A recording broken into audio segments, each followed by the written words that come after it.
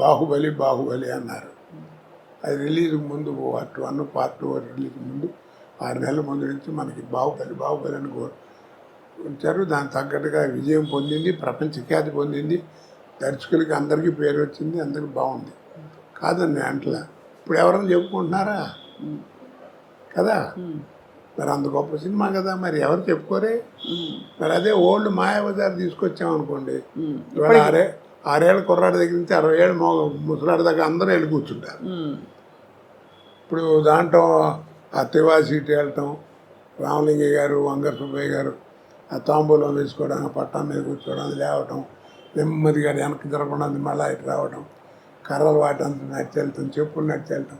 ఆ షాట్ తీయమనండి. ఇప్పుడు తినరా? తీస్తారు, కానీ కోట్లు ఖర్చు పెడతారు. అప్పుడు ఇంతే ఉండే టెక్నిక్, కానీ చూపించారు. అవును కదా? అవును సార్. కాబట్టి నేను అందరికీ అదే చెబుతున్నాను. ఆ సినిమాలు చూస్తే అంటే ఓల్డ్ ఈజ్ గోల్డ్ అంటారు. మీకు ఓల్డ్ ఈజ్ గోల్డ్ అనేది తెలుసురా? మీరు తెలుసుకుని గుర్తుపెట్టుకోవాల్సింది ఒకటి ఉందన్న. ఏమిటన్నాడు? Gold never become old. అద్భుతం. అవును.